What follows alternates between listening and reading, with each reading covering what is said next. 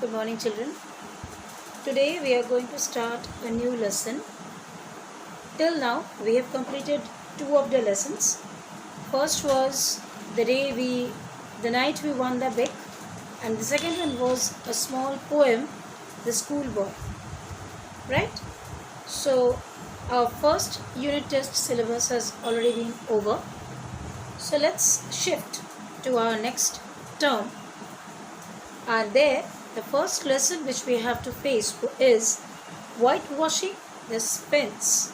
It's a story written by Samuel Lagor Clements. Samuel Lagor Clements. You can see this is your third lesson. You can see pretty well, right? Whitewashing the fence. You see, he is the protagonist. He's sitting over here. Okay. So the story is about a boy. Whitewash, to color out the border line. The fence means the border of or the boundary around any house or any institution or any campus. Right? বড় বড় পাঁচিল যেগুলো দেয়া থাকে না বাড়ির আশেপাশে, that is the fence. And there this boy has been given the responsibility to color it off. So let's see what the story tells about that. Saturday morning was come, and all the summer world was bright and fresh and brimming with life. Saturday morning was come. So from the very first line of the story, we can understand that the day when this incident took place or started happening was the Saturday morning, and it's the summer season because the world is being focused as the summer world. So it was the summer season, and morning, how do morning shows you? Bright, fresh, with full energy, and you all get up from the bed and make yourself fresh up and start all your household activities, your daily routine, and brimming with life, brimming, full of, bhorti, with full of energy, right? Brimming with life. There was a song in every heart. Now, what exactly the word song means? Song means every heart is completely filled up with energy, and so they are very joyful in nature and behavior. They were very happy that a new day has been started, and they are going to start up their work with full energy and a full hope, a good new hope of life, where everything is going to be very good and nice. And if the heart was young, the music issued at the lips. Very well said. If the heart was young, that means when we are kids or we are babies or we are young children, then we used to sing because we are free. We don't have any tension on any belongings to think about, anything to just tensed about. We were free. We used to enjoy the life and settle out everything very nicely. So when we are in a joyous mood or we are very happy, we normally hum a song. Humming mane gungun kora, just like this. So when the young generation, they are getting up from the bed early in the morning, they are very energetic, they are full of life, and so they start singing a song. And by singing a song, they get much more energy, but actually they are having much more than that. So there was cheer in every face and spring in every step. Normally, spring season gives you charming. Spring season gives you life. Spring season is very nice. Out of all the seasons, spring is the nicest season, I must say. So that's why this time has been compared with the season spring. So the writer is telling that there is a music in each and every heart, and everyone was very cheerful, happy as the day is beginning, and as if spring season has come and people are sounding to be very happy. The locust trees were in bloom and the fragrance of the blossom filled the air. The locust trees, locust is a type of plant where actually locust is a small insect. They always come in cluster, they always come in group and they destroy the plants. But here locust is a specific type of plant, and as because they are mentioned to be locust trees, so they are the trees and which were blooming, opening up in the morning to grab the sunlight, to grab the fresh air, to grab the nutrients so that they can cook up their food. And fragrance of blossom filled the air, and everything was blooming, everything was very nice, everything was such a spiritual, they were in full of joy and energy and all, and everything was starting to move. Here blooming means everything was going to be started. Blooming, kota, when the flower blooms, that means the flower has started its work. So here blooming is being significant with the word starting. Starting up of new day, starting up of new work, starting up of new activities, that means blooming of the day has begun. Cardiff Hill beyond the village and above it was green with vegetation. Cardiff Hill is the name of a hill, Pahad. Beyond the village, that means it is back at the village. It's normally hill looks very close to you, but as soon as you go forward to it, it becomes a bit more. We need to go a bit more, like that. So it was just beyond the village, and it was totally filled up with green vegetation. All the trees were green, they were looking very nice, and lay just far enough away to seem a delectable dreamland. Delectable land, extremely attractive. When you look at a hill from a far distance and it's covered up with green forest and all, you can very nicely imagine. Those some of you who have already been in hilly areas, they can just close your eyes and just recollect your memory when you had been over there. What was the beautiful view, right? What was the beautiful view? And it looks so beautiful when the hills are covered up with green and just glowing trees and all. It's awesome. It's a beautiful and attractive land. We feel to go just right now over there. Dreamy, reposeful and inviting. Delectable. Delectable means attractive. Someone with something or someone which pushes you or pulls you towards it. Forces you to go towards it. Dreamy, something which you visualize in your dream. Shopno. Reposeful, quiet, relaxing. There are some areas nearby our house or apart from our house which gives us relaxed mood. When we feel relaxed or when we want to get ourselves relaxed, we want to go there. We spend some time so that we will be totally out of our tension, our all thoughts, our all pressure. We just wanted to spend some time in a very fresh mood. That is reposeful, relaxing and inviting. Inviting means it's so attractive that you want to go there. It's very interesting, it's very attractive, it's very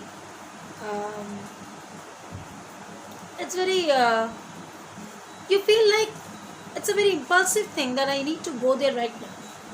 এক্ষুনি যাই, চলো দেখে আসি, এত সুন্দর একটা জায়গা, something like that.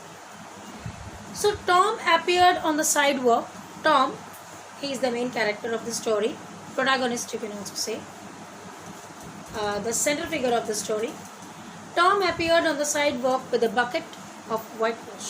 So Tom is a boy where everything was in such a blooming condition, everything was such nice, everything was full of joy and everything. But Tom was not there. He was not enjoying the morning, he was not enjoying the time, it was not spring for him. He was busy with his work. He was having a bucket in his hand with full of whitewash paint, with which he has to do his job, and a long handled brush. Long handled, lamba handle brush. You might have seen whitewash brush, a jungle like thing they are having in the mouth, and a big band like. So that brush he was having. He surveyed the fence. Surveyed, S-U-R-V-E-Y-E-D. S-U-R-V-E-Y-E-D, surveyed. Surveyed means measured. Surveyed means measured. Here the word surveyed means measured. Surveyed actually means that when you follow up something very minutely and find out all the small important things regarding that. That is surveyed. Here surveyed means measured. He measured the fence, and all gladness left him, and a deep melancholy settled down upon his spirit. All gladness left him. He was thinking that, okay, I have to do the job, it's my work. Okay, I'll go, I'll finish up the work and I'll get out from there. But when he went out over there and he measured the fence, he was just, Baba, such a big fence I have to do. Oh my goodness. He was feeling very bad. Melancholy, sadness, dukkha, kashta. A deep sadness settled down upon his spirit. He felt like, oh my goodness, the whole day will be covered up, but the work will not be done. Such a big fence is there. Okay, then what to do? No other options are there. Job is job, work is work. Without accepting it, we don't have any other choice. So, 30 yards of both fence, 30 yards, the length of the fence was 30 yards, 9 feet high. Its height was 9 feet. Life to him seemed hollow. He was feeling like, oh re baba. Such a big work. Hollow. Nothing is there. Hollow means blank. Phaka jayega. Goal ekta jayega which is blank. Nothing is there. You can see side to side. And existence but a burden. He was feeling like, what the hell the life is. Every day getting up in the morning and taking the bucket and going here and there to do the whitewash. Is it a life? Damn it. Sighing, he dipped. Sighing means when you don't have any other option, just now I told you, accepting it. You say that, okay, let's go forward, do it. He was feeling like that. Sighing, he dipped his brush and paced it along the topmost plank. Plank, you can see the fence over here. Let me show you the picture. You see, these are the wooden planks, right? These are the যে কাঠের যে পাট্টাগুলো এগুলোকে Planck বলছে আর এটার যে topmost patta he started painting from there from the topmost plank. He put his brush over there to start the work of job. Okay, plank repeated the operation. He was continuously repeated the operation means what? He was doing to and fro, up and down and continuously was doing because he has to finish up the work, and did it again, compared the insignificant whitewash streak. Now the fence was covered with stones at the top so that it looks nice, border like, dumble like. It's not shown in the picture over here. Anyways, stone means if this is the fence, here is a stone, again fence, again a stone, so it looks like this. From the distance it looks very nice. So far-reaching content of unwhitewashed fence, and sat down on a tree box discouraged. But he could not reach. He was not so much height. He was not having that much of height, so he could not reach that topmost streak stone part where he should go and do the whitewash. So he felt discouraged. The work is not being done. It's such a huge work and I cannot do it so properly. What rubbish. He was cursing himself. Jim came skipping out at the gate with a tin pail and singing Buffalo Girls. Now who is Jim? Jim is a friend of Tom who was passing by. I mean, the house was there by the road obviously, and he was passing by with a buffalo gulls, I mean group of buffaloes he was carrying with him. Probably they were the cattle and he was going to rear them. Bringing water from the town pump had always been hateful work for Tom's eyes. Every day Tom has to do one more work, bringing water from the town pump. He has to go to the town, pump the water, take buckets of water and then coming it back. It was the most hateful thing in his eyes, the most ridiculous thing he would ever like to do. But now it did not strike to him so. But now he has become used to by doing that type of work. So now the thing has become very used to it. He remembered that there was company at the pump. He remembered that there was company at the pump. Who were the companies? Who were his friends? White, mulatto and black boys and girls were always there waiting their turns. Resting, trading, playing, playthings, quarreling, fighting, skylarking. Now, they were the friends who were the companions of him in the pump water, where he used to go and fetch the water from there, and these were the boys and girls. They were there for bringing the water. Now, as because they were standing in the line, what they used to do? They used to play, they used to talk, they used to enjoy the time. And he remembered that although the pump was only 150 yards off, Jim never got back with a bucket of water under an hour. He also remembered that Jim used to take too much time in taking a bucket of water and coming back. And even then somebody generally had to go after him. And every day somebody has to go and see what he is doing, why he is taking too much time, and he was taking the water or doing something else. So Tom said to Jim, "Say Jim, I will fetch the water if you will whitewash some." Very clever. As because Jim was very slow in fetching the water from there, so he told Jim that, "Hey Jim, I'll do one work for you. I'll fetch the water for you. On behalf of you, I'll fetch the water. You have to do a work. You have to color this fence." Jim shook his head and said, "No, I will not. Can't, Master Tom. Old Miss, she told me I got to and get this water and not stop fooling round with anybody." This part of the line has been written in pure French words. These are not the English accent, right? Its pronunciation is something different. Italian sort of language. Got to go and get. In place of get, it is written get. Get this. THIS this. It is written DIS this. This water and they don't say and, they say and.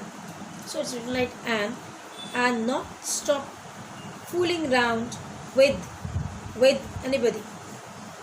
My mother told me not to go here and there, not to talk with anyone else, and just go and get some water, come back straight home. She says she expect Master Tom going to ask me to whitewash, and so she told me to go along and tend to my own business. She vowed she would tend to do whitewashing. What did she told? She told, "Don't look here and there and don't try to go nearby the whitewash people. I don't like you to go. So go, fetch some water and come back. Don't move here and there. Do your job, concentrate in your own work. Don't mix up with those people who do the whitewash." So my mother is not going to allow me to do anything like that. "Oh, never you mind what she said, Jim. That's the way she always talks." Now Tom is in the motion of convincing Jim that if he will do the whitewash on his behalf. For today, I'll stop over here.